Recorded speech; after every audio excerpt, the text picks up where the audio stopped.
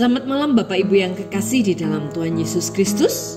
Kita bertemu kembali dalam ibadah raya yang kedua pada malam hari ini.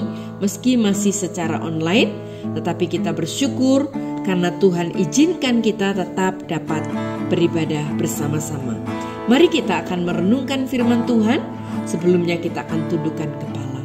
Tuhan Yesus, berbicaralah bagi kami Tuhan. Kami siap untuk mendengar firman-Mu. Setelah kami memuji menyembah Engkau, kami rindu supaya hati kami dipenuhi dengan firman-Mu, sehingga hari lepas hari kami diberikan kekuatan baru oleh Tuhan. Berbicaralah Tuhan, kami siap mendengar firman-Mu. Dalam nama Tuhan Yesus kami berdoa. Haleluya. Amin. Bapak, Ibu, dan saudaraku yang kekasih di dalam Tuhan, firman Tuhan malam hari ini terambil dalam kitab Injil Matius pasal 2 ayat 13 sampai dengan ayat yang 15. Demikian firman Tuhan. Penyingkiran ke Mesir. Setelah orang-orang Majus itu berangkat, nampaklah malaikat Tuhan kepada Yusuf dalam mimpi dan berkata, "Bangunlah, ambillah anak itu serta ibunya, larilah ke Mesir dan tinggallah di sana sampai aku berfirman kepadamu. Karena Herodes akan mencari anak itu untuk membunuh dia." Maka Yusuf pun bangunlah, diambilnya anak itu serta ibunya malam itu juga. Lalu hingga Herodes mati, hal itu terjadi supaya genaplah yang difirmankan Tuhan oleh Nabi, "Dari Mesir kupanggil anakku." Amin. Bapak, Ibu, dan saudaraku yang kekasih di dalam Tuhan, orang bisa terkenal dan dikenal oleh karena berbagai hal. Contohnya orang yang terkaya seperti Bill Gates, orang yang tercantik seperti Miss Universe atau Putri Indonesia, atau karena melakukan hal-hal yang mulia, orang juga bisa terkenal seperti Mother Teresa. Tetapi orang juga bisa terkenal karena melakukan hal-hal yang jahat.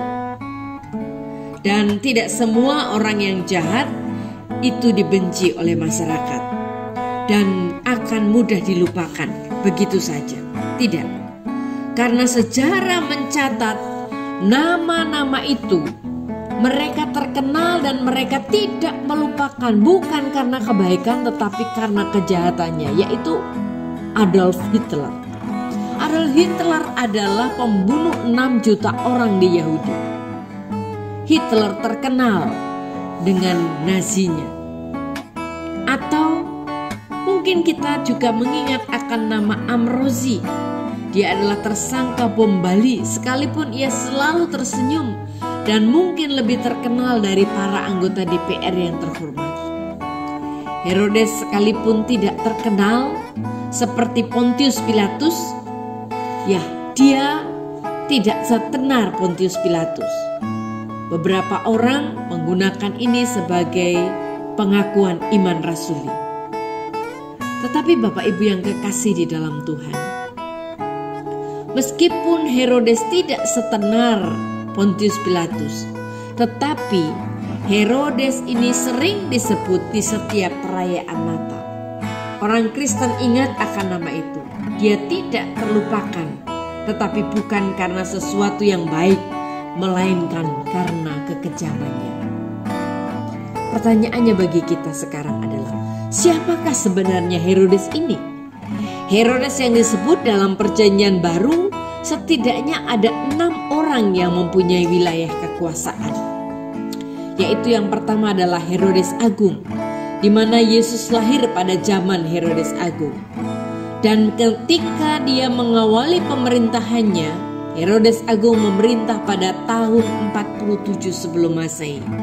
Ia adalah putra dari Raja Antipater, seorang yang diakui sebagai orang Yahudi keturunan Idumea, wilayah di selatan Bethlehem dan Yerusalem yang didiami oleh orang-orang Edom. Siapakah yang pendengki dan biadab, tercermin dari perintahnya yang kejam? Sikapnya yang pendengki, sikapnya yang biadab itu semakin nyata ketika dia mulai membunuh bayi-bayi di Bethlehem yang berumur 2 tahun ke bawah. Dalam surat wasiatnya, ia mewariskan kerajaannya kepada 3 dari anak-anaknya, Yudea, Samaria, dan Idumea, kepada Herodes Archelaus, Galilea dan Perea pada Herodes Antipas, daerah-daerah timur laut kepada Herodes Filipus.